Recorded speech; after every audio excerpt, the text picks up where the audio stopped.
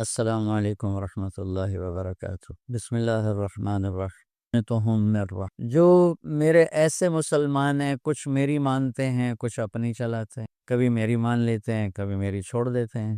تو لا اقنطہم من رحمتی، انہیں بشارت ہو وہ مایوس نہ ہو۔ ان تابوا فانا حبیبہم، تم توبہ کر کے آ جاؤ تو میں تمہارا محبوب ہوں، ہماری دوستی فوراً ہو جائے۔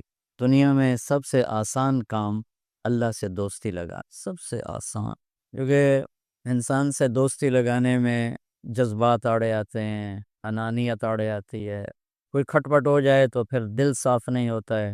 اور اللہ ایسی ذات ہے کہ زمین آسمان کا خلا گناہوں سے بھر کے صرف ایک دفعہ کہہ دے یا اللہ معاف کرو تو اللہ کہتا ہے جاؤ معاف، اتنی جلد۔ ایک قصہ آپ کو سنا، اہل معصیتی لا اقنطہم من رحمت ان تابوا فانا حبیبہم، میرے نافرمانوں کو خوشخبری سناؤ کہ مایوس نہ ہو، ڈرو نہیں، مجھ سے ڈرو نہیں، مجھ سے پیار کرو، تم توبہ کرو، میری رحمت تمہیں اپنی چھاؤں میں لے لی۔ موسیٰ علیہ السلام کے زمانے میں بارش نہیں ہو رہی تو لوگوں نے دعا کی اپیل کی، تو موسیٰ علیہ السلام اپنے بندوں کو، اپنی امت کو لے کر نماز کے لیے نکلے اور دعا مانگی تو دھوپ اور تیز ہو۔ تو موسیٰ علیہ السلام نے عرض کی، یا اللہ میں نے تو آپ سے بارش مانگی، آپ نے دھوپ زیادہ کر۔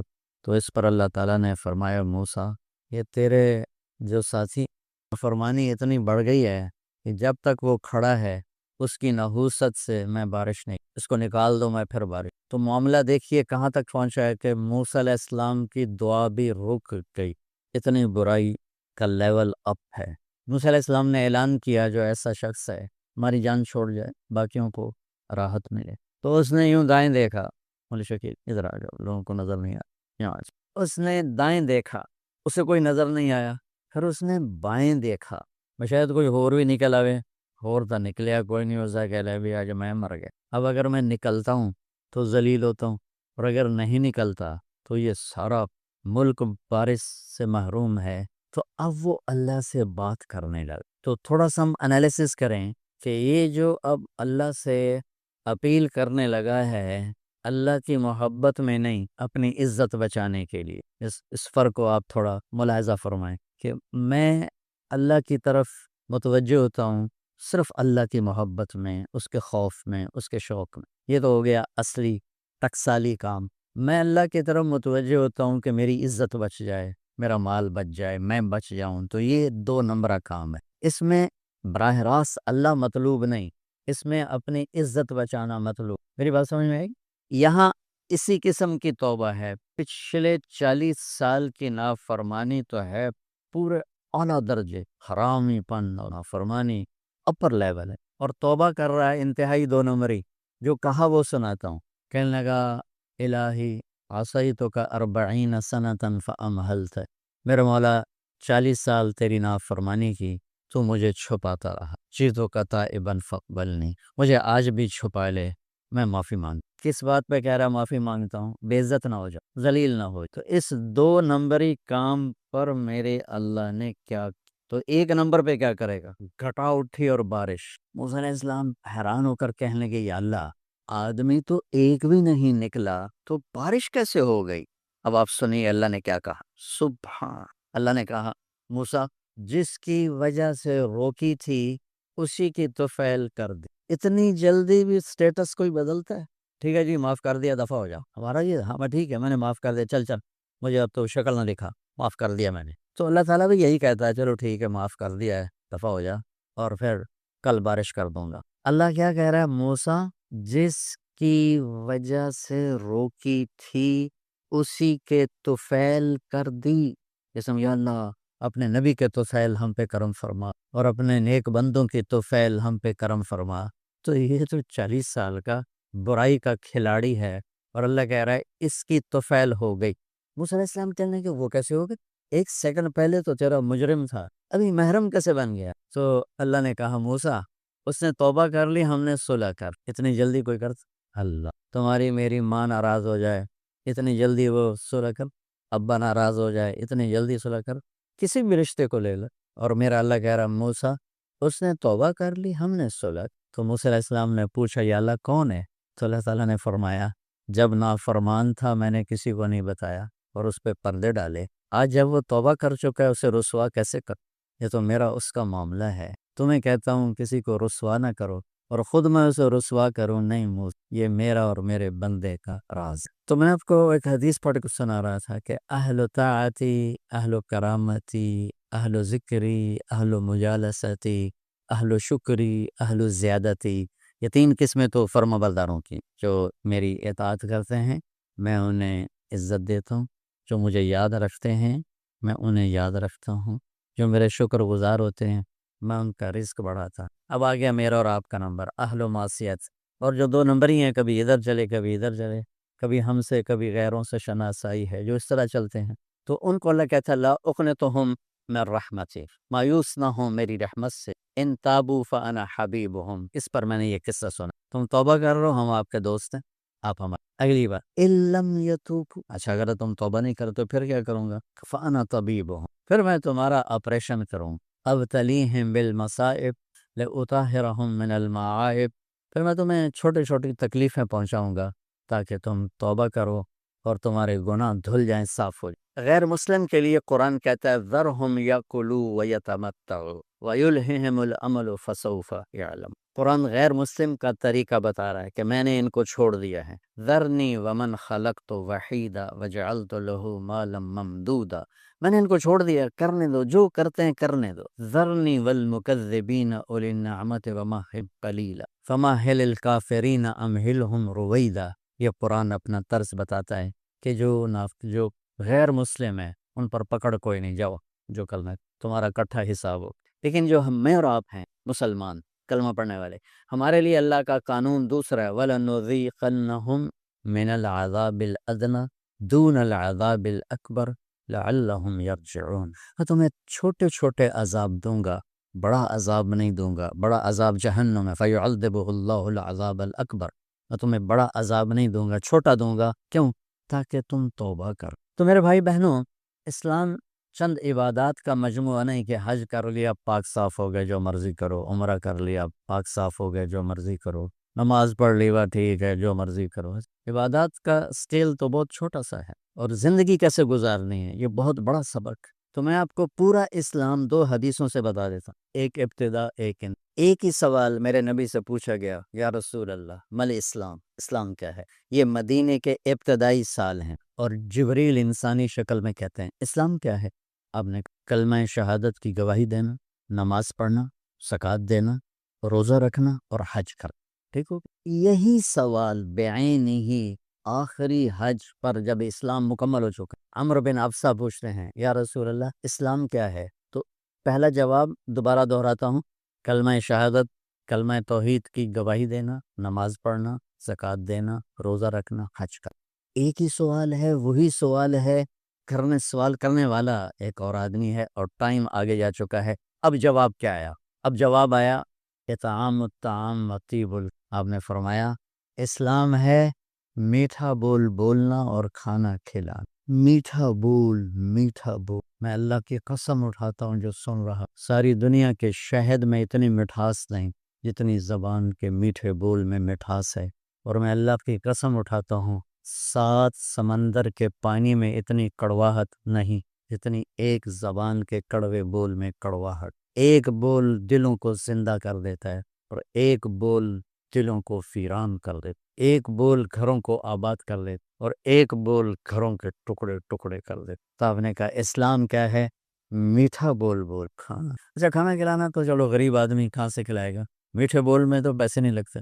کسی کے ساتھ مسکرا کے ملنا, خاص طور پر والدین, بیوی, بچے, بچوں کے لیے ماں باپ, بیوی کے لیے خامند, خامند کے لیے بیوی, ان قریبی رشتوں میں میٹھا بول فرض عین ہے اور کڑوے بول سے بچنا فرض عین ہے, ورنہ ہم اپنی نسل کو توڑ کے رکھ دیں. گھروں کی آبادی کا تعلق اتنے بڑے گھر سے نہیں کہ ایڈا وڈا گھر ہوئے گا تو تاں زندگی چنگی ہوئے گی. گھروں کی آبادی کا تعلق اچھے اخلاق سے ہے, میٹھے بول سے ہے, درگزر سے ہے, معاف کرنے سے ہے, حوصلہ افزائی سے. اگر یہ باتیں نہیں ہیں تو زندگی ویران. یہ جتنے بڑے کاروباری ہیں ان کے پاس نہ بیوی کے لیے ٹائم ہے نہ بچوں کے لیے ٹائم. یہ کاروبار کے لیے پیدا ہوتے ہیں اور اسی کو کرتے کرتے مر جاتے. یہ اتنی بے اعتدال زندگی گزارتے ہیں کہ ان کی لائف کوالٹی پر رحم آتا. یہ میرے نبی کا طریقہ زندگی نہیں ہے. میرے نبی نے کائنات کا سب سے بڑا بوجھ اٹھایا اور اپنے گھر کو ٹائم دیا، بچوں کو ٹائم دیا، بیوی کو، 11 بیویاں تھیں، 9 زندہ تھیں، ان کو ٹائم دیا۔ مل اسلام، اسلام کیا ہے؟ ابتدائی زمانہ کا سوال ہے اللہ اور رسول کی گواہی دینا، نماز پڑھنا، زکوٰۃ دینا، روزہ رکھنا۔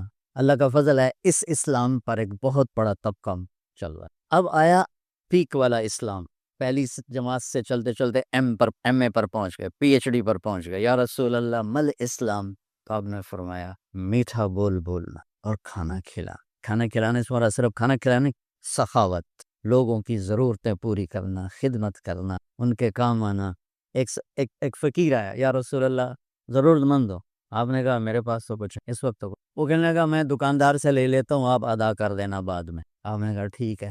تو حضرت عمر پیچھے سے بولے یا رسول اللہ یہ بھی کوئی انصاف کی بات ہے، آپ کے پاس ہو تو آپ خرچ کریں، ہے نہیں تو اگلے دا ادھار سرتے چاہتے بہ جاؤنا یا رسول اللہ، یہ کم ٹھیک نہیں۔ تو ایک وہاں صحابی بیٹھے تھے عبداللہ بن حذیفہ، کہنے لگے یا رسول اللہ ٹھوک کے رکھو، انفق ولا تخش من ذی العرش اقلالا، یا رسول اللہ خرچ کرتے آئیں اور اللہ سے کمی کا ڈر نہ کریں۔ تو آپ نے مسکراتے ہوئے فرمایا بہذا امرت، مجھے بھی میرے رب نے اسی کا حکم دی۔ اللہ کو سخی سے پیار ہے، بخیل سے نفرت۔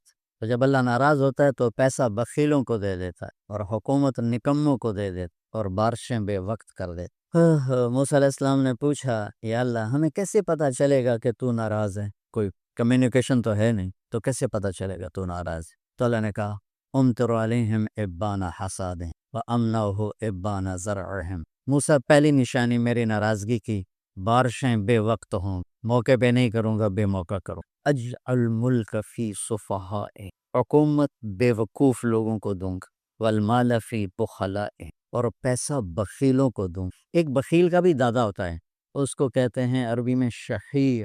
بخیل ہوتا ہے جو کسی پہ خرچ نہ کرے اور تھوڑا بہت اپنے اوپر ضرور لگاتا ہے، اور شحیح وہ قسمت کا مارا ہوتا ہے جو صرف گننے کا مزہ لیتا ہے اور گن گن کے قبر چڑھ جاتا ہے کہ آپ بھوکے دا بھوکا رہ جا، نہ بچوں کو دیتا ہے، نہ بیوی کو دیتا ہے، نہ کم وقت نہ اپنے اوپر لگاتا، صرف گننے کے مزے لیتا رہتا ہے۔ کروڑ ہو گئے، 1 ارب ہو گیا، 1 بلین ہو گیا، 1 ٹریلین ہو گیا، پیچھے کون کس کا نصیب ہے۔ موسیٰ علیہ السلام نے پوچھا اچھا یا اللہ جب تو راضی ہوتا ہے تو پھر کیا نشان؟ تو اللہ تعالیٰ نے فرمایا امطر علیہم ابان زرعہم وامنعہ ابان حصاد۔ موسیٰ جب بارش کی ضرورت ہوتی ہے تو کر دیتا ہوں، جب نہیں ہوتی تو روک لیتا ہوں۔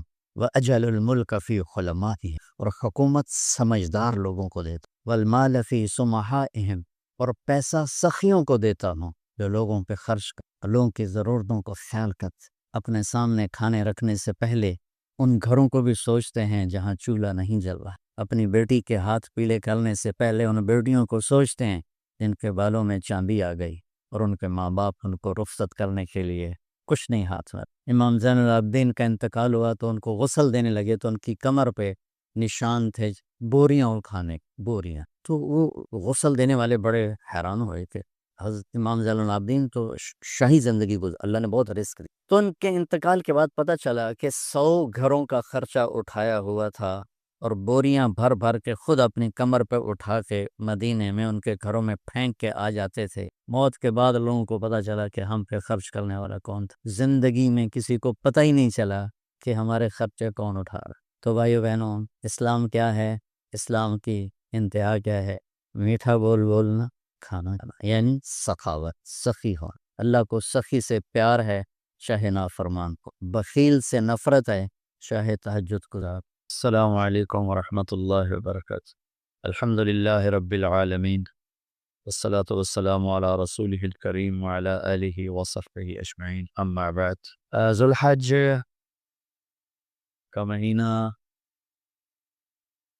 ہمارے مبارک مہینوں میں سے ایک مہینہ ہے، جس میں اللہ تعالیٰ نے حج اور قربانی، یہ 2 بڑے عمل اس میں جمع فرمائے ہیں۔ پوری دنیا سے حجاج کرام اس مہینے میں حج بھی کرتے ہیں اور پھر منی میں آ کر قربانی کرتے ہیں، اور اللہ تبارک و تعالیٰ نے ان ایام کی قسم اٹھائی ہے، والفجر ولیال عشر والشفع والوتر واللیل اذا یسر هل فی ذلک قسم لذی حجر۔ اور کسی دن کی قسم اللہ نے ایسے نہیں اٹھائی، خاص کر اللہ کو عید کے دن کی قسم اٹھائے یا جمعے کی قسم اٹھائے یا لیلۃ القدر کی قسم اٹھائے، انا انزلناہ فی لیلۃ القدر وما ادراک ما لیلۃ القدر، یہ گفتگو فرمائی، خبر دی. لیکن والفجر، مجھے قسم ہے فجر کی، اس سے مراد 10 تاریخ کی صبح، جو 9 کا دن گزار کے حج کا دن ہوتا ہے، اور وہ گزار کے جب 10 کی صبح یعنی قربانی کی جو صبح ہے، اللہ نے والفجر اس کی قسم اٹھائی. پھر ولیال عشر، یکم سے 10 ذوالحج کی جو راتیں ہیں ان کی قسم اٹھائی. والشفع، یہ 10 کے دن کی قسم اٹھائی. والوتر، اور یہ اللہ تعالیٰ نے 9 تاریخ کی قسم اٹھائی.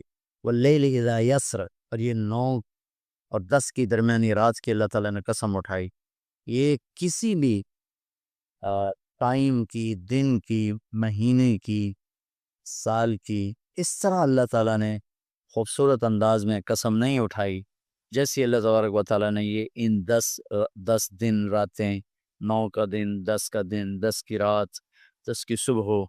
اور اللہ کے نبی کا فرمان ہے کہ ان 10 دنوں میں اللہ تعالیٰ کو جتنی عبادت پسند ہے وہ اور کسی دن میں بھی پسند نہیں. اور اس میں کوئی شک نہیں، ان 10 دنوں میں سب سے بڑی عبادت وہ حج ہے، جس کو اللہ تعالیٰ نصیب فرمائے اور جس کے مقدر میں فرمائے. حج ان 10 دنوں کی سب سے بڑی عبادت ہے. عرفات کی ایک دن کی حاضری وہ 10 لاکھ دن کی حاضری یا 1 لاکھ دن کی عبادت کے برابر ہوتی ہے. اور عرفات کے دن کی حاضری میں اللہ تعالیٰ کا ارشاد ہوتا ہے، میرے بندو آج اتنے گناہ لے کر آؤ، جتنے بارش کے قطرے، جتنے درختوں کے پتے، جتنے ریت کے ذرے، جتنے گردش ایام میں جب سے ٹائم شروع ہوا ہے اس میں بننے والے دن اور رات، اور یہاں کے توبہ کرو میں سب معاف کروں. اور عرفات کے دن جتنا شیطان ذلیل ہوتا ہے اتنا کسی دن بھی ذلیل نہیں ہوتا. اور میرے محبوب صلی اللہ علیہ وسلم نے یہ دن حج کا، عرفہ کا، زور اثر کٹھی پڑھ کے پھر سارا دن شام تک کوئی 5-6 گھنٹے مسلسل دعا مانگی. اور آپ نے فرمایا اس وقت میرا اللہ میرے صحابہ پہ فخر فرما رہا ہے، اور قربان جاؤں خطاب کے بیٹے پر. فرمایا اور عمر بن خطاب پہ اس وقت میرا اللہ خاص طور پہ خوش ہو رہا ہے، اور خاص طور پہ عمر بن خطاب پہ اللہ تعالیٰ فخر فرما رہا ہے. تو ان 10 دنوں میں جسے اللہ حج میسر فرما دے تو اس سے بڑی عبادت کوئی نہیں. حج میسر نہیں ہے تو پھر ان 10 دنوں میں نومی کا روزہ رکھنا، ان 10 دنوں میں روزے رکھنا، اس میں نوافل کی کثرت، صدقے کی کثرت، پھر قربانی، یہ سارے اعمال ان 10 دنوں میں انتہائی محبوب ہیں. جنہیں اللہ سعادت دے دے حج کی، بار بار جائیں. تابع بین الحج والعمرہ، حج عمرہ آگے پیچھے کرو، آگے پیچھے کرو. ایک بہت بڑا طبقہ ہے جو یہ کہتا ہے کہ ایک دفعہ فرض ہے اس کے بعد کوئی ضروری نہیں. میں کب کہتا ہوں کہ ضروری ہے؟ ضروری نہیں ہے، لیکن ضروری کا مطلب فرض نہیں ہے.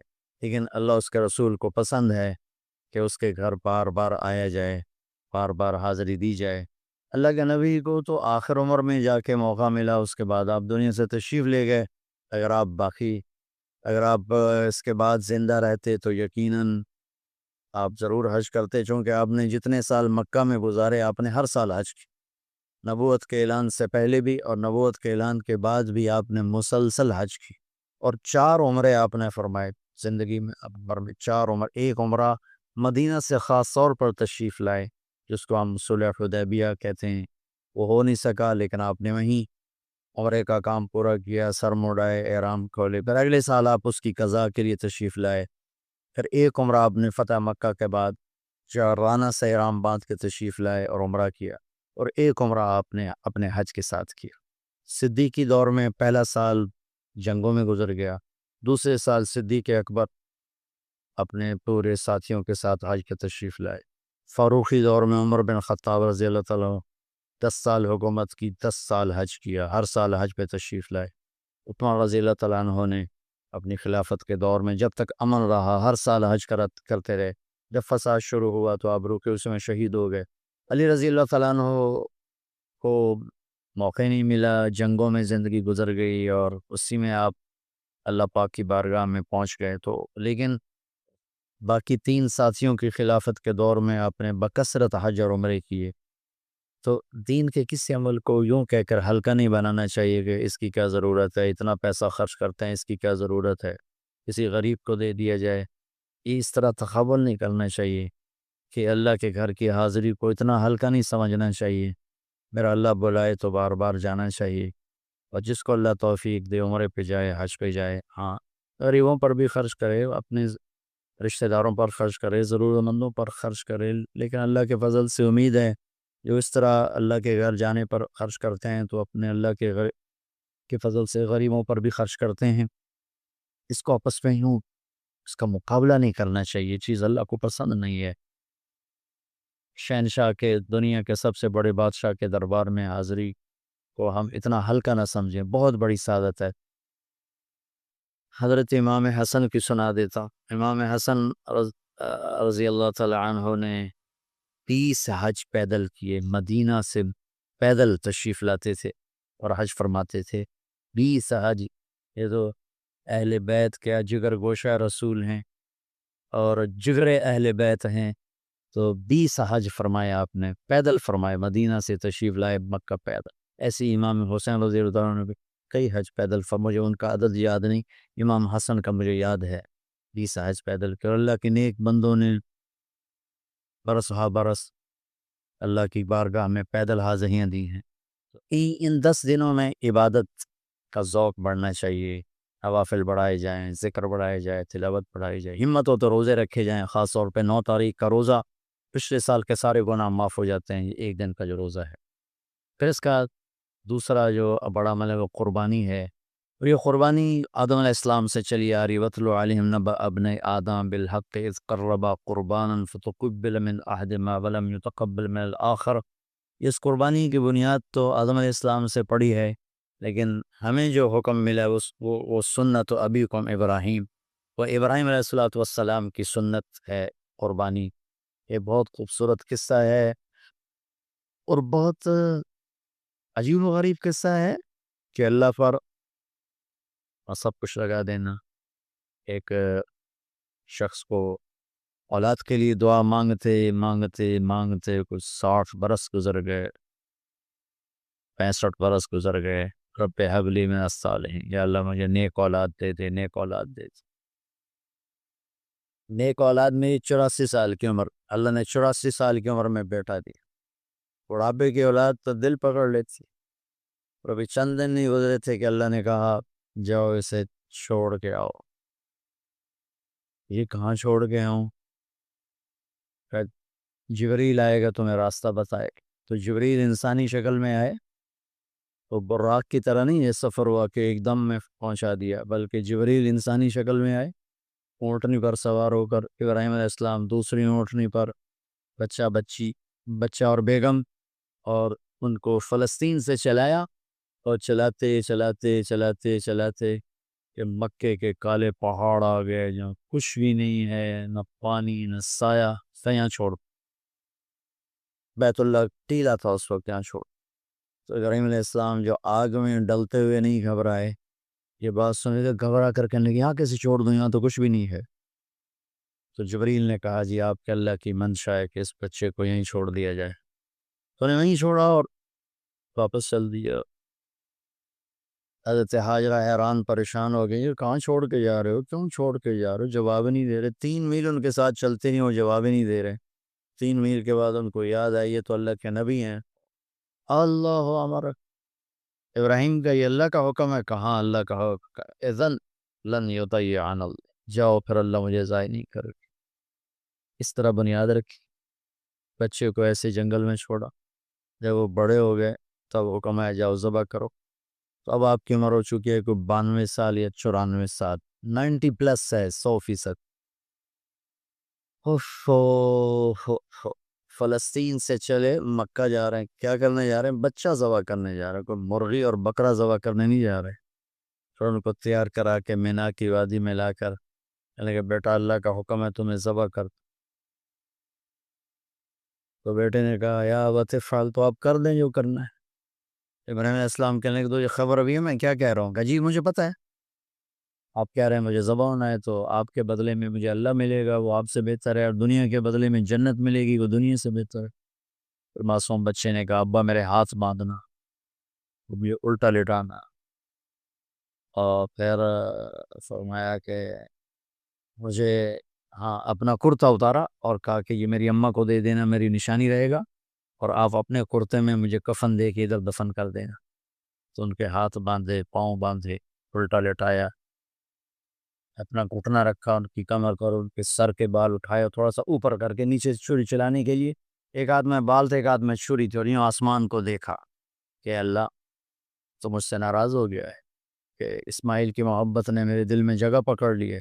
نہیں میرے مالک، میرے دل میں تیرے سوا کچھ نہیں ہے، اگر میرا کوئی امتحان ہے تو پاس کر دے، میں میرے دل میں تیرے سوا کچھ نہیں ہے، اور اگر تم مجھ سے ناراض ہے تو اپنی ناراضگی دور کر دو، چھری چلا دو۔ تو میرے مالک نے اسماعیل کو نکال کر چھترے کو ڈال دیا، چھترا، اور آنکھ کھلی تو آنکھوں پر پٹی تھی، کھولی تو آگے چھترا ذبح تھا۔ نبی پاک صلی اللہ تعالیٰ علیہ وسلم قربانی کے موقع پر دو چھترے، بکرا نہیں، بھیڑ نہیں، گائے نہیں، بھینس نہیں، دو چھترے ذبح فرماتے تھے قربانی کے، ایک اپنی طرف سے، ایک امت کی طرف سے۔ حج کے موقع پر آپ نے 63 اونٹ ذبح کی، 63۔ جو ایک اونٹ میں 7 آدمی ہوتے، ایک اونٹ میں 7 آدمی ہوتے، تو کچھ 441 قربانیاں آپ نے کی اپنی طرف سے، اور مالداروں کو پیغام دیا کہ قربانی خوب کرو۔ لیکن ہمارے ملک میں ایک عجب چیز چل گئی، بیل لے لیا، 20 لاکھ کا بیل لے لیا، یہ صرف فقر ہے، ریا ہے اور بناوٹ ہے، دکھاوا ہے۔ آپ 20 لاکھ کے بکرے خریدیں تاکہ غریبوں کو گوشت پہنچے، 20 لاکھ کا ایک بیل لے کے آپ نے کون سا سمجھداری کا، عقل مندی کا کام کیا ہے؟ تو میں وہ کراچی مجھے لے گئے منڈی میں، تو 5-5 لاکھ کے بکرے کھڑے ہوئے، تو میں تو حیران پریشان ہو گئے، بکرے کی قیمت 5 لاکھ۔ تو وہ جو مالدار لوگ ہیں ان میں ایک مقابلہ بن گیا ہے اور ایک فخر بن گیا ہے، جی میں 20 لاکھ دا ذبح کیتا، میں 10 لاکھ دا ذبح کیتا، ہم نے تو بھائی 50 لاکھ کا ذبح کر دیا۔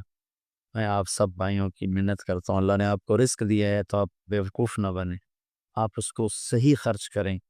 آپ 20 لاکھ کے جانور خریدیں، 20 لاکھ کے آپ بکرے لے لیں، 20 لاکھ کے آپ عام درجے کی گائے لے لیں، آپ بھیڑے لے لیں، آپ اونٹ لے لیں، بیل لے لیں، 20 لاکھ کے بیل لے لیں، تو کتنی بڑی قربانی ہوگی اور کتنے غریبوں تک وہ کھانا جائے گا۔ 20 لاکھ کا ایک بیل لے کر آپ نے کیا کمایا؟ کون سی نیکی کمائی آپ؟ تو میں آپ اگر کوئی میری بات پہنچ جاتی ہے کسی ایسے میرے بھائی تک جو ایسا شوقین ہے، یقیناً اس نے اللہ کے لیے بہت بڑا قدم اٹھایا کہ 20 لاکھ خرچ کر دیے ہیں، لیکن تھوڑی سی نادانی سے کام لیا ہے، بلکہ بہت بڑی نادانی سے کام لیا ہے کہ 20 لاکھ ضرب 4-5 من 10 من گوشت پہ لگا دیے، جبکہ اس میں سے 1000 من گوشت نکل سکتا تھا اگر وہ 20 لاکھ کے بکرے لے لیتے، 20 لاکھ کی بھیڑیں لے لیتے، چھترے لے لیتے، دمبے لے لیتے، 20 لاکھ کے گائے عام خرید لیتے اور بچڑے لے لیتے، تو کتنے غریبوں تک یہ گوشت چلا جاتا۔ تو یہ میرے ملک میں یا خاص طور پر شہروں میں، کراچی میں تو پاگل ہوئے پڑے ہیں لوگ، جو کراچی منڈی انہوں نے دکھائی تو میں حیران پریشان ہو گیا کہ یہ کیا حماقت ہے، نادانی ہے۔ اور پھر ان بیلوں کو وہ پستے کھلا رہے، بادام کھلا رہے، مکھن کھلا رہے، دودھ پلا رہے، وہ بیچارہ بیل بھی تھک تھک موٹا ہو، بیچارہ تھک کے کھڑا ہوتا ہے، میں نے جلدی فارغ کرو، ذبح کرو، اس کی جان پسی ہوتی ہے۔ تو میں مالدار بھائیوں سے عرض کرتا ہوں کہ ایسی نادانی کے کام نہ کریں، اس قربانی کو اس طرح کریں کہ غریبوں کے لیے ایک دن اللہ نے رکھا ہے، تو اس طرح کریں کہ غریبوں کو نفع پہنچے، یہ اس نادانی سے توبہ کریں۔ ایک بیل 10 لاکھ کا لے لیا، ایک بکرا 5 لاکھ کا لے لیا، اس میں کتنا پیسہ آپ نے ایک تھوڑے سے بہت تھوڑا نفع کمایا، بہت زیادہ خرچ کیا، اس کے ساتھ اب بہت بڑا نفع، کیونکہ قربانی کے جانور جب ذبح ہوتے ہیں تو جتنے اس کے جانور کے جسم پہ بال ہوتے ہیں اتنی نیکیاں لکھی جاتی. 20,000 کا بکرا اچھا مل جاتا ہے تو 1 لاکھ میں 5 بکرے آ جاتے ہیں، اور 5 لاکھ میں 25 بکرے آ جاتے ہیں. ایک بکرا 5 لاکھ کا لیا، اس کے جسم پہ فرض کرو 1 لاکھ بال ہیں اور آپ نے 25 لیے تو 25 لاکھ آپ کی نیکیاں بڑھ گئیں. تو یہ بہت نادان نادان نادان طرز چل رہا ہے. میں آپ سب کی منت کرتا ہوں کہ اس طرح پیسہ ضائع نہ فرمائے، اللہ کی دی ہوئی امانت ہے. ایک بیل آپ نے 20 لاکھ کا لے لیے، 20 لاکھ میں تو 100 بکرے آ سکتے، 100 بکروں کے ذریعے سے کتنے لوگوں کی خدمت کی جا سکتی ہے. تو اس قربانی کو شوق سے بھی کریں، اور مستحب یہ ہے کہ جس کے جو قربانی کا خود ذبح کرے یا اس کی جگہ کھڑا، اس جگہ ذبح کرنے والے کے پاس کھڑا ہو. قربانی کے گوشت میں سے قربانی کی قیمت نہ دی جائے، قربانی کی اجرت نہ دی جائے، اجرت اس کے علاوہ دی جائے، اور اس کی کھال کا صدقہ کر دیا جائے. جہاں آپ مناسب سمجھیں وہاں آپ اس کا صدقہ کر دیں تاکہ وہ بھی اللہ کے راستے میں خرچ ہو جائے، استعمال ہو جائے. تو ان 10 دنوں کی اللہ تعالیٰ نے بڑی فضیلت رکھی ہے. اللہ تعالیٰ ہمیں ان کی قدردانی کی توفیق نصیب فرمائے. چکا کہتے ہیں آکاش بیل جو درخت کو چمڑ جاتی پیلی، تو وہ درخت اس کا ایسا عاشق ہوتا ہے، سب کچھ اس کو کھلا کے خود خوش ہو کے جل کے بالن بن جاتا ہے. اس سے عشق ہے کہ عشق ایسی چیز ہے، عشق تے آتش دوہیں برابر اتے عشق دتاؤ تکھیڑا، آتش ساڑے کخت کنیرا، عشق ساڑے دل جیڑا. خواجہ غلام فرید صاحب کی شاعری سنا رہا ہوں کہ عشق میں بھی آگ ہے اور لکڑی میں بھی آگ. لکڑی کی آگ خس و خاشاک کو جلاتی ہے اور عشق کی آگ دل کو جلا کے برباد کر دیتی ہے.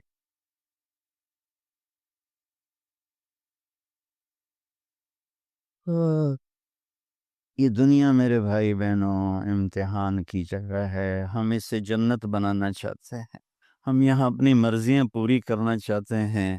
اللہ کی قسم، اللہ کی قسم، اللہ کی قسم، جس نے اپنی مرضی پہ چلنا شروع کیا وہ تباہ ہو گیا. جو اللہ رسول کی غلامی کے دائرے میں آیا وہ کامیاب ہو گیا.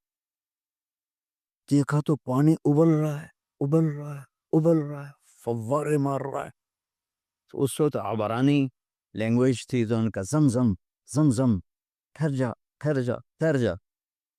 وہ نیچے زور اللہ کو بھی یہی منظور تھا، نیچے میرے نبی نے فرمایا اگر میری ماں زمزم نے کہتی تو پورے عرب کو یہ پانی سیراب کر دیتا. اور آپ حیران ہوں گے، آج کل تو بہت زیادہ ایڈوانس ہے سائنس. تو سعودی گورنمنٹ نے کہ یہ اس کا سورس کیا ہے، یہ پانی کہاں سے آ رہا ہے، طائف تک ساری زمین کو کھنگالا، کوئی اس کا پیچھے سے لنک نہیں ہے. کہیں چشمہ ہوتا ہے نا تو پیچھے لنک ہوتا ہے، کہیں سے پانی نکل ہوتا ہے پیچھے سے لنک ہوتا ہے. زمزم کا کوئی لنک نہیں.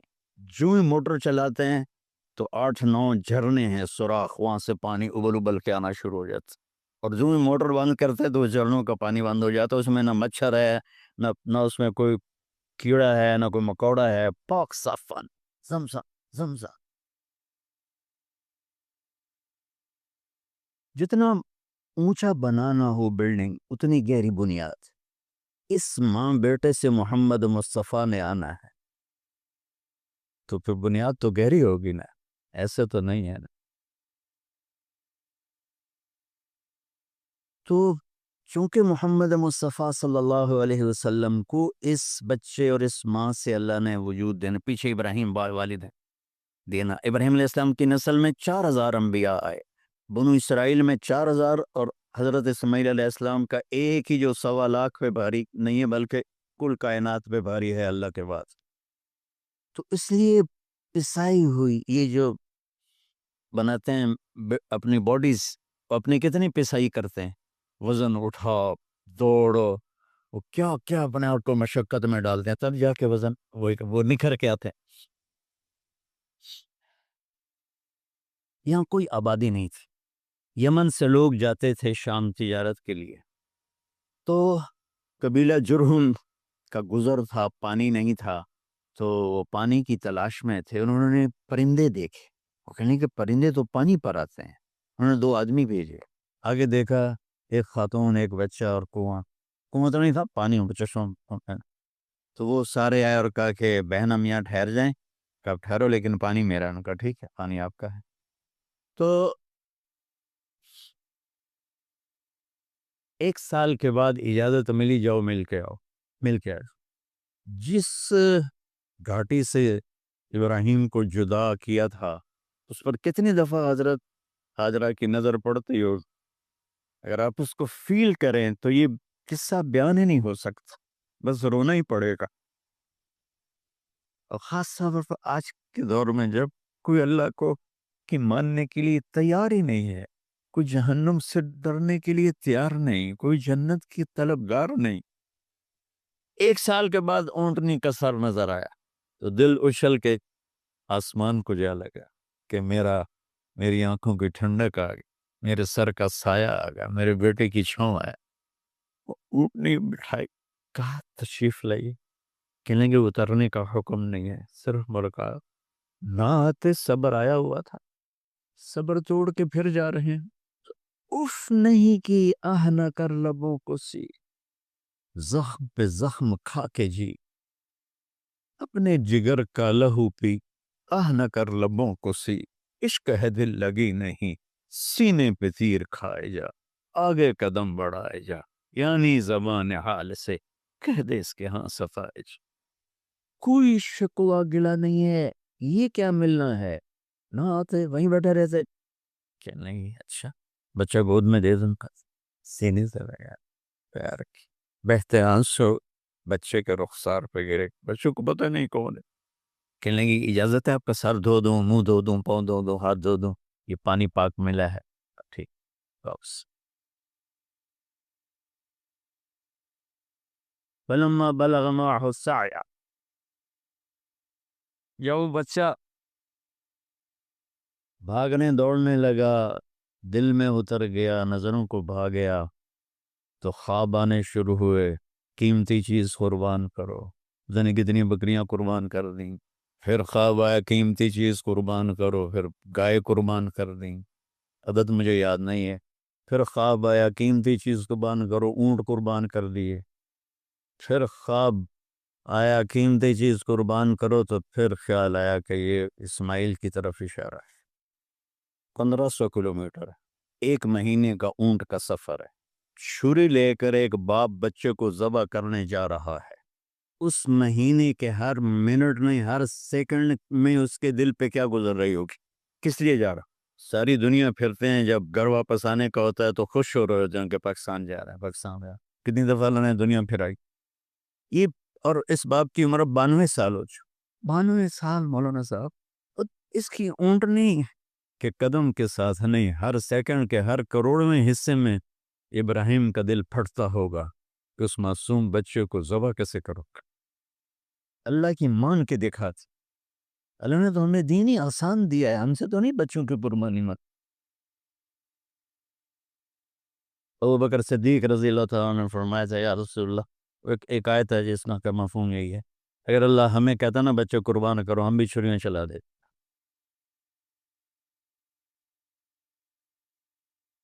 تو میں اس تصور میں جب ڈوبتا ہوں میں رونا شروع کر دیتا. آسن کا بازو ٹوٹا, 6 سال کا تھا. اس کو جوڑ رہے تھے تو اس کی چیخیں نہیں کر رہی تھی, میں باہر نکل گیا, مجھ سے چیخیں سنی نہیں گئی. یعنی کہ اس کا علاج کرنے کے لیے کر رہے تھے. اور یہ 92 سال کی ہستی بڑھاپے میں 1 مہینے کی اذیت برداشت کرتے ہوئے جا رہے ہیں کہ بیٹا ذبح کرنا ہے, بیٹا ذبح کر, بیٹا ذبح. تو وہاں پہنچے تو اب اسماعیل نے جانا ہے کہ یہ ہیں میرے ابا. وہ کیسے لپٹے ہوں گے, کیسے چوما ہوگا, کیسے پیار کیا ہوگا. یہ بیوی کا آپس میں مجھے نہیں پتا کہ کتنے عرصے بعد دونوں نے ایک قدم اٹھایا, لیکن کہا کہ بچوں کو تیار کرو, میں اس کو سیر کرانے لے جا رہا. وہ بڑی خوش ہوئی, ماں بھی بچہ بھی اچھل رہا ہے. اور لے کے پہنچے جمرہ کبریٰ پر, وہ جو شیطان کو 3 جگہ مارتے ہیں, تو آخری جگہ وہاں اس وقت ایک تنگ سی جگہ تھی پہاڑوں میں گھری ہوئی, وہاں پہنچے تو کہتے ہیں یا بنیا انی، کوئی شک شبہ والی بات نہیں ہے، ارا فی المنام انی اذبح، میں نے تمہیں ذبح کرنا ہی ہے، انی میں نے تمہیں ذبح کرنا ہے، فانظر ماذا ترا، تیری رائے کیا ہے؟ قربانیاں اس ماں پہ، اس نے 7-8 سال کے بچے کو کیا ترتیب، کیا تربیت دی. یا ابت فعل ما تؤمر، یعنی یا ابت افعل، بیچ میں کوئی حرف نہیں، کوئی عطف نہیں. یا ابت فعل بما تؤمر ستجدنی انشاء اللہ من الصابرین. اس عمر میں اپنی قربانی کو اللہ کے ساتھ جوڑا. ابا کرو آپ یہ. جب ماں اپنے بچے کو فوکس کر، آج کی مائیں، میں گلہ کرتا ہوں آپ کے والدین سے، میں گلہ کرتا ہوں، انہوں نے اپنی اولاد کو فوکس نہیں کیا. یہ اپنے دھندوں میں اتنا پھنسے ہوئے ہیں، اپنے کاموں میں. اس بدبخت یہ کیا فون ہے، کیا کہتے ہیں اس کو، اسمارٹ فون، سیمسنگ موبائل، اس میں اتنا گم ہو گئے ہیں کہ بچے اگنور ہو گئے ہیں. 3 سال کا بچہ اسکول جا رہا ہے، اسے ماں کی گود چاہیے، اسے اسکول بھیج رہے ہیں. وہاں میرے بچے کو ڈسلیکسیا تھا، اس کو عاصم کو، اس کو پڑھنا نہیں آتا تھا، ایک بیماری ہے. تو اس کی ٹیچر نے مار مار مار اس کا حشر کر دیا، میرا بچہ برباد کر دیا انہوں. وہ 6 سال کی عمر میں ڈپریشن کا شکار ہو. میں ماں سے کہتا ہوں بچوں کو ٹائم دو، تمہارا سرمایہ تمہاری اولاد ہے، اور اولاد ڈگری سے عزت نہیں ملتی. اولاد تمہاری نیک ہوگی تو وہ بلند بخت ہوں گی، عزت پائیں گی. پاکستان کو پڑھے لکھوں نے لوٹا ہے، ان پڑھوں نے نہیں لوٹا. ابا جی، بابا جی، آپ کریں نا، دیر کیوں کر رہے ہیں؟ ستجدنی انشاءاللہ من الصابرین. آپ دیکھیں گے میں آپ کی آزمائش پہ پورا اتروں گا، اور اللہ کی آزمائش پر بھی پورا اتروں گا. پھر معصوم ذہن ادھر چلا گیا ماں کی طرف، کہنے لگے ہاں یہ بات ہے کہ میری ماں کو بڑی تکلیف ہوگی، تو اس لیے نا اپنا کرتا اتارا. بابا جی یہ کرتا آپ میری ماں کو دے گئے، تو جب مجھے یاد کرے گی میرا کرتا دیکھ لے، اور آپ نے مجھے یہیں دفن کرنا ہے، ادھر نہیں لے جانا. اور آپ بھی احتیاط کریں، مجھے الٹا الٹائیں، تَلَّهُ لِلْجَبِينِ، میرا سر زمین پہ لگا ہے، گردن نہیں، تاکہ آپ کو تکلیف نہ ہو مجھے دے. اب میں تو مرغی ذبح ہو رہی ہوں نا، تو اس کو تڑپتے نہیں دیکھ سکتا. قربانی کے لیے مفتی صاحبان کہتے ہیں کہ اوپر کھڑا نہ جائے گا، خود کرے یا اوپر کھڑا. میں نہیں کھڑا ہو سکتا. جانور جب تڑپتا ہے مجھے کچھ ہونے لگتا، میں بچوں کو بھیجتا ہوں جاؤ قربانی پہ کھڑے. جیسے ابراہیم علیہ السلام کا تصور کر کے میری شیخیں نے کہ انہوں نے جب ان کی کمر پہ گوڈا رکھا ہوگا یوں کر کے، ہاتھ باندھے، پاؤں باندھے، اور سر کے بال یوں اٹھا کے یہاں لائے ہوں گے، سر کو چھری یہاں رکھی ہو، کیا کیفیت. تو یوں آسمان کو دیکھ کر کہ یا اللہ کیا تم مجھ سے ناراض ہو گیا کہ میرے دل میں اسماعیل زیادہ اتر گیا ہے؟ یا اللہ ایسا کبھی نہیں. یا اللہ، یا میرا کوئی امتحان تو لے رہا ہے؟ یا اللہ تیرے اوپر سب کچھ قربان ہے. اور یوں چلائی، اور اللہ تعالیٰ نے شعیب کی کیا حیثیت ہے، اس نے چلنے سے انکار کر دیا، پھر چلائی، پھر چلا. بعضی کتابوں میں ہے تو صحیح، لیکن روایت کی کتنی حیثیت ہو تو مجھے نہیں پتا، لیکن چونکہ یہ ایک تاریخی چیز ہے کہی جا سکتی ہے. کہتے ہیں پھر گئے اور چھری کو تیز کیا پتھر پر، تیز کر کے جب آئے نا اور بال پکڑے. آسمان کے فرشتے 2 دفعہ روئے ہیں انسانی تاریخ. آسمان کے فرشتے 2 دفعہ روئے ہیں انسانی تاریخ. ایک جب ابراہیم علیہ السلام نے ان کی کمر پہ اپنا گھٹنا رکھا کہ سر کے بال پکڑ، اور چھری پکڑ کے یہ کہا یا اللہ کہ مجھ سے ناراض ہو، تو آسمان کے فرشتوں کی چیخیں نکل. اور ایک جب اللہ کے نبی کو طائف میں پتھر پڑے کہ اللہ من یشکو الیک ضعف قوت، تو آسمان کے فرشتوں کی چیخیں نکل. جب ہمارے نبی کو طائف والوں نے مارا اس پر، یہ 2 دفعہ آسمان کے سب فرشتے روئے. تو پھر اللہ نے کہا بس، نادیناہ ان یا ابراہیم قد صدقت الرؤیا انا کذالک نجزی المحسنین. ابراہیم تو پاس ہو گیا ہے. چھری چل گئی، اور آنکھوں پر تو پٹی تھی، چھری چل گئی. پٹی کھولی تو سامنے کبش تھا، دمبا اور اسماعیل اور جبریل کھڑے ہوئے تھے. اس جانور کی قربانی ایک علامت ہے. اس قربانی سے ایک پیغام ہے کہ اپنے غلط جذبات کو اللہ پر قربان کر. ہم سے اللہ نہیں کہہ رہا بچے قربان کرو، ہم سے کہہ رہا غلط جذبات قربان کرو. ہم سے اللہ کہہ رہا ہے اپنے جذبات کو دبا دو جو تمہیں اللہ اس کے رسول سے دور کرتے ہیں، ان پر چھری چلاؤ. جو اللہ اس کا محبوب کہتا ہے ان کو کرنے کے لیے بھی اپنے جذبات پہ چھری چلاؤ. سچ بولنے کے لیے چھری چلانی ہے تو چلاؤ اپنے جذبوں پر. اب اس کو پھیلا. ساری شریعت میں اللہ نے جو احل حلالا، جو اس نے کہا ہے یہ کرنا ہے، اس کے لیے اپنے جذبات قربان کر دو. وحرم حراما، اور جو کہتا ہے نہیں کرنا، اس کو چھوڑنے کے لیے اپنے جذبات قربان کر دو. تو یہ ہے قربانی کی اصل حقیقت. جانور دمبے ذبح کرنا تو اس کی ایک علامت ہے، اس کی ایک علامت ہے کہ ہم میرے نبی نے حج پر 63 اونٹ ذبح کی، اپنے ہاتھ سے ذبح کی. باقی 37 حضرت علی رضی اللہ تعالیٰ علیہ السلام نے ذبح کیے. تو بھائیو قربانی کی اصل یہ ہے کہ ہم اللہ اس کے رسول پر اپنے جذبوں کو قربان کر رہے ہیں، اپنے جذبوں کو قربان کر. مولانا ابوالکلام آزاد رحمۃ اللہ علیہ کا میں مضمون پڑھ رہا تھا اسی قربانی پر. تو انہوں نے فرمایا، انہوں نے لکھا، وہ خطابت اور قلم کے تو بادشاہ تھے، واقعی وہ ابوالکلام تھے. انہوں نے لکھا کہ اللہ نے چھری کے لیے چلنا طے کیا ہوا تھا. اللہ نے چھری کے لیے چلنا طے کیا ہوا تھا. جب اسماعیل کو لٹایا گیا تو اسماعیل کو کھینچ لیا، چھری کو روک دیا. جب میرے نبی کے والد کو حضرت عبد المطلب جب زمزم کا کنواں کھود رہے تھے تو باپ بیٹا تھے حارث اور عبد المطلب، تو تھک کر کے ایک دن کہنے لگے یا اللہ اگر تو مجھے 10 بیٹے دے گا نا تو میں ایک تیرے نام پہ قربان کروں گا. اللہ نے 15 دے دیے. جو وہ سارے جوان ہو گئے تو ان کو اکٹھا کیا، بچوں میں نے تو منت مانی تھی. تو انہوں نے کہا ابا جان آپ جس پہ ہاتھ رکھیں گے ہم تیار. کیا اطاعت ہے. تو کہنے کہ نہیں میں قرا ڈالوں گا، جو اس زمانے کا طریقہ تھا وہ تیروں کے ساتھ. تو حضرت عبداللہ کا قرآن نکل آیا. حضرت عبداللہ سب سے زیادہ محبوب. تو انہیں ہاتھ پکڑا، چھرا اٹھایا. عمر بن عاص رضی اللہ عنہ کے والد عاص بن وائل ایک بہت بڑا کام کر گیا، وہ سامنے آگے کھڑا ہو گیا. کہنے گیا یہ کام نہیں ہوگا. انہوں نے کہا یہ سردار کا بول ہے، کہ آگے بھی سردار کھڑا ہوا ہے، میں یہ ظلم نہیں ہونے دوں گا. سارے مکے والے اس کے ساتھ ہو، عبد المطلب اکیلی رہی. انہوں نے کہا وہ جو ہے نا قطبہ کاہنہ نجران میں، وہ جو فیصلہ کرے گی یا عصفان میں وہ مانوں گا. کہ چلو. تو عصفان یا نجران گئے قریش مکہ کے سردار.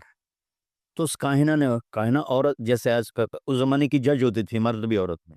اس نے کہا کہ تم لوگ قتل کا معاوضہ کیا لیتے ہو؟ کہ 10 اونٹ. کہ اچھا ایسا کرو، ایک تیر پہ لکھو عبداللہ اور ایک پہ لکھو 10 اونٹ اور قرعہ ڈالو. اگر اونٹوں کا قرعہ نکل آئے تو جتنے اونٹ لکھے ہیں وہ ذبح کر کے عبداللہ کو چھوڑ دو، اور اگر عبداللہ کا نام نکلے تو ہر دفعہ 10 اونٹ بڑھا دو. تو وہ سارے بڑے خوش ہو گئے. تو عبد المطلب نے احتیاطاً 100 اونٹ پہلے کھڑے کر لیے صفا کے ساتھ، اور حرم شریف میں اکٹھے ہو گئے. اور وہ جو تیروں سے کرتے تھے تو الانصاب غالباً اس کو کہتے ہیں، ایسا ہی ہے نا. ہاں. تو وہ 10 اونٹ عبداللہ، اس نے جو کوڑا اندازی میں والے نے جو پھینکا تو نکلا عبداللہ. تو وہ 10 اونٹ اس نے پہلے الگ کھڑے کیے تھے تو 20 کر دیے. پھر قرعہ ڈالا تو عبداللہ، پھر 10 اور کر کے 30 کر دیے. پھر قرعہ ڈالا تو عبداللہ، پھر 10 اور کی تو 40 ہو گئے. پھر قرعہ ڈالا تو عبداللہ تو 50 ہو گئے. پھر قرعہ ڈالا تو عبداللہ تو 60 ہو گئے. مکے والوں کی آنکھیں پھٹنے لگی، پسینے آنے لگے. پھر قرعہ ڈالا عبداللہ تو 70 ہو گئے، 80 ہو گئے، 90 جب ہوئے تو سب کی آنکھیں باہر نکل آئی کہ اب پیچھے تو اونٹ ہی ختم ہو گئے. تو پھر قرعہ ڈالا 100 پر تو نکلا 100 اونٹ. تو سب نے نعرے لگائے. تو عبد المطلب کہنے لگے نہیں میں ایک دفعہ اور کروں گا. کیا تو پھر 100 اونٹ. پھر سب نے نعرے لگائے کہ نہیں میں ایک دفعہ اور کروں گا. پھر کیا تو 100 اونٹ. تو پھر عبد المطلب نے حضرت عبداللہ کو آزاد کیا، 100 اونٹ خود ذبح کیے۔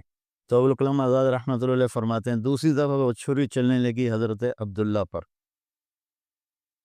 ایک واقعہ بھی اس کے ساتھ عجیب ہے۔ آپ بازار میں جا رہے تھے عز عبداللہ، تو سامنے سے ایک نا پہلی کتابوں کی عالم عورت آ گئی۔ اس نے اسے دیکھا تو کہا عبداللہ تیری جان بچانے پہ 100 اونٹ ڈگے تھے نا، کہا کہ ایک رات میرے ساتھ گزار لے 100 اونٹ میں دوں گی۔ تو اس نے نور نبوت دیکھا یہاں، تو آپ نے کہا نہیں میں عزت دار ہوں، میں یہ کام تو نہیں کر سکتا۔ تو پھر فرمایا کہ اللہ نے اسماعیل کو نکالا، عبداللہ کو نکالا، لیکن چھری نے چلنا تھا۔ جب حسین کی باری آئی تو اللہ نے چھری کو کہا چلو، اور وہ کاٹتے چلی گئی گاجر مولی کی۔ میرے نبی کی ساری نسل زبا اتنا کہا اذکرکم فی اہل بیت، اذکرکم فی اہل بیت، اذکرکم فی اہل بیت۔ صرف 60 سال بعد امت نے نواسے سمیت 72 انسان ذبح کرتے کہ جنازے بھی نہ پڑھنے۔ اقبال نے کہا تھا نا قتل حسین اصل میں مر گئی یزید ہے، اسلام زندہ ہوتا ہے ہر کربلا کے بعد۔ اللہ سے محبت کرو، اللہ کے نبی سے محبت کرو، اللہ کے نبی کے گھرانے سے محبت کرو، اللہ کے نبی کے صحابہ سے محبت کرو، اللہ کے نیک بندوں سے محبت کرو۔ عید قربان کا فلسفہ ہے اللہ اس کے رسول کی اطاعت پہ قربان ہو جانا۔ عید قربان کا فلسفہ ہے اللہ اس کے رسول کی اطاعت میں اپنے جذبات پہ چھری چلا دے۔ عید قربان کا فلسفہ ہے اللہ اس کے رسول کی اطاعت کے سامنے گردن کو جھکا دینا، اور اس کے لیے جس بھی کڑے امتحان سے گزرنا۔ ہم اللہ نہ کرے ہم امتحان نہیں مانگتے، یا اللہ نہیں مانگتے، یا اللہ نہیں مانگتے۔ عافیت عافیت۔